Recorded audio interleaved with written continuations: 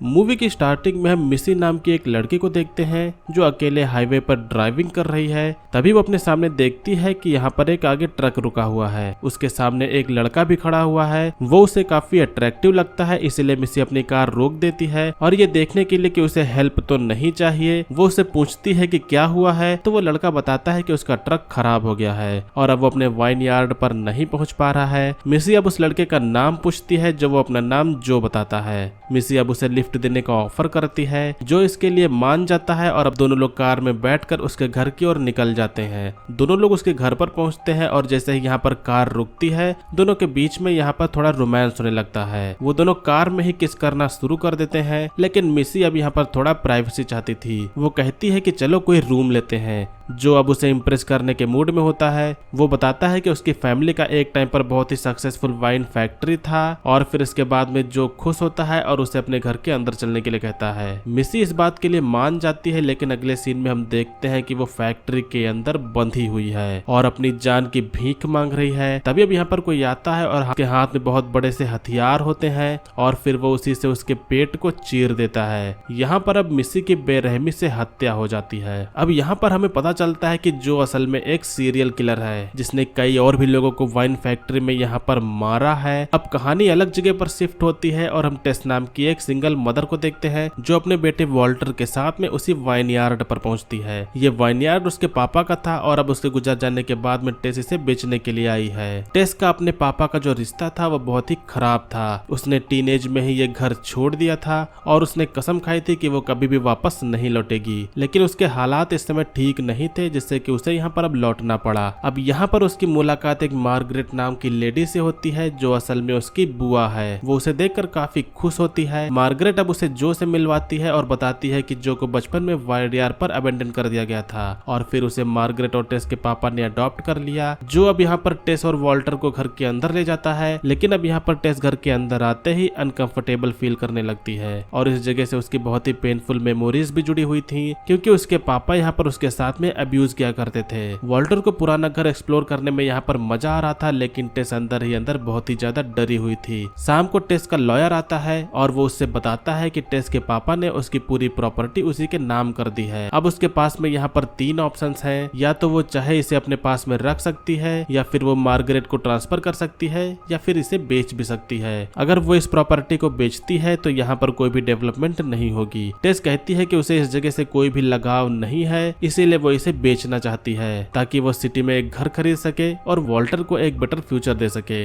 Margaret इस बात से बेहद ही अपसेट होती है क्योंकि उसे लगता है कि उसके भाई ने उसे धोखा दे दिया क्योंकि उसने मार्गरेट के लिए कुछ भी नहीं छोड़ा। वो इसके बाद में जो से ये फ्रस्ट्रेशन शेयर करती है और कहती है कि अगर टेस चली गई तो उन्हें कुछ भी नहीं मिलेगा। जो उसे समझाता है और कहता है कि शायद टेस अपना मन बदल ले और यहाँ पर रुक जाए। रात को अब टेस अपने बेटे को बेड पर सुला रही होती है। वॉल्टर उससे पूछता है कि क्या आप सच में ये घर बेच दोगी। टेस बताती है कि इस जगह से उसे बहुत ही ज्यादा दर्द मिला है। वो वॉल्टर को भी इसमें घसीटना नहीं चाहती, यहाँ पर कुछ भी सीखने के लायक नहीं है। टेस अब इसके बाद में सोने के लिए जाती है, लेकिन अब सोते समय उसे एक भयानक सा सपना आता है। सपने में वो देखती है कि उसके डैड उसके कमरे में आते हैं और उसे काफी टॉर्चर करते हैं। टेस अब इससे डर कर जाग जाती है। अगली सुबह टेस जो से मिलती है जो एक बार्न में लकड़ियां काट रहा था। उसे तभी याद आता है कि उसकी माँ ने इसी बार्न में फांसी लगाकर जान दे दी थी, लेकिन वो ये बात वॉल्टर को नहीं बताती। वो जो से कहती है कि वो वॉल्टर को थोड़ी देर संभाल ले। जो वॉल्टर को सिखाता है कि ये लकड़ियां कैसे काटते हैं। इधर टेस मार्गरेट से मिलती है जो वो बताती है कि प्रॉपर्टी के सारे पेपर मेल बॉक्स में रखे हुए हैं। टेस उन्हें निकालती है और घर की कीज भी मिल जाती हैं। अब वो घर की ओनरशिप अपने हाथों में ले लेती है और पूरे प्रॉपर्टी को एक्सप्लोर करना शुरू कर देती है, लेकिन यहाँ पर एक ऐसा दरवाजा था जिसे वो खोल नहीं पा रही थी। अब तभी यहाँ पर जॉन आता है जो वो टाउन का शेरिफ है। वो मार्गरेट से पूछता है कि क्या उसने मिसी नाम की लड़की को कहीं देखा है। वो लास्ट टाइम इसी इलाके में आसपास देखी गई थी। मार्गरेट फोटो को देखती है लेकिन उसे इसके बारे में कुछ भी पता नहीं था। अब जॉन जो से भी पूछता है, जो भी यहाँ पर मिसी को जानने से इनकार कर देता है। जॉन के जाते वक्त अब उसे यहाँ पर टेस दिखती है जो वो उसकी ओल्ड क्लासमेट होती है। वो बहुत ही खुश होता है और वो उसे देखकर पूछता है कि वो वापस क्यों नहीं आई। टेस यहाँ पर बताती है कि वो प्रॉपर्टी को बेचने के लिए आई है। जॉन अब इसी मौके पर टेस को डिनर पर इनवाइट करने के लिए पूछता है। टेस मुस्कुराकर कहती है कि वो कभी फिर से जल्द ही मिलेंगे। उधर जो वॉल्टर को पिकॉक्स दिखा रहा था और वो बताता है कि उनकी कलरफुल टेल्स कितनी सुंदर होती हैं। तभी अब यहाँ पर एक वाइल्ड एनिमल केज में घुस आता है और एक चिकन को घायल कर देता है। जो अब कहता है कि अब इसे पुट आउट ऑफ माइजरी करना होगा।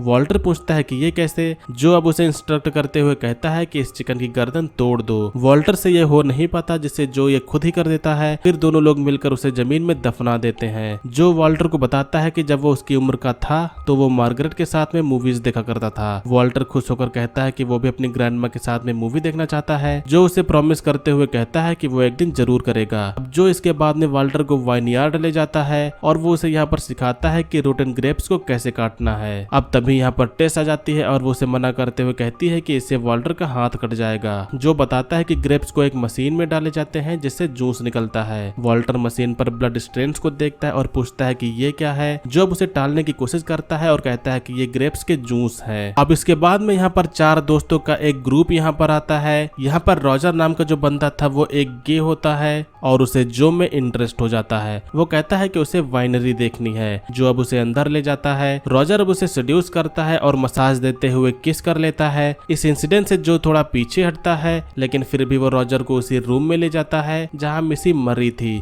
रॉजर अब यहाँ पर कहता है कि ये कैसा रूम है। जो फिर यहाँ पर कहता है कि ये रूम मैं सिर्फ स्पेशल लोगों को दिखाता हूँ। रॉजर अब जब जो के करीब आने लगता है तभी जो को मार्गरेट की अब्यूजिव यादें आने लगती हैं। वो इसके बाद में रॉजर को अब मारने लगता है और अब बुरी तरह से काफी ज्यादा अधमरा हो जाता है। इसके बाद में जो यहाँ से बाहर निकलता है और मार्गरेट को सब कुछ बता देता है। मार्गरेट अब गुस्से में कहती है कि तुम कब तक ऐसे ही प्रॉब्लम्स को क्रिएट करते रहोगे। इसके बाद में वो खुद फैक्ट्री में जाकर रॉजर के स्टमक को चीर देती है। वॉल्टर उसकी चीखें सुनता है और टेस को बताता है। टेस कहती है कि ये सिर्फ शायद तुम्हारा सपना होगा। जो इसके बाद में रॉजर के बॉडी के टुकड़े करता है और उसे श्रेडर मशीन में डाल देता है। फिर सभी चीजों को अब मिट्टी में मिला देता है। अब अगली सुबह जॉन फिर से एक बार वापस आता है। इस बार वो रॉजर के बारे में पूछता है, लेकिन टेस यहाँ पर कहती है कि उसने उसे नहीं देखा। जॉन इसके बाद में जो के कैंपर वैन में जाता है, लेकिन जो बाहर नहीं आता। मार्गरेट तभी यहाँ पर आती है, लेकिन वो रॉजर की फोटो को देखकर भी अनजान बन रही थी। जॉन को अब तभी शक हो जाता है। रात को अब जॉन टेस के घर पर डिनर करने के लिए आता है। दोनों बाहर बैठकर वाइन पी रहे थे। इसी दौरान जॉन पूछता है कि उसने कभी शादी क्यों नहीं की। फिर वो पूछता है कि तुम घर छोड़कर क्यों भाग गई थी। टेस अब इसके बाद में अपनी एक दर्दनाक स्टोरी बताती है। वो कहती है कि उसके डैड उसके साथ में हर एक दिन अब्यूज किया करते थे। उसकी माँ इस पर कुछ भी नहीं कर पाई। एक दिन उसकी मॉम ने सुसाइड कर लिया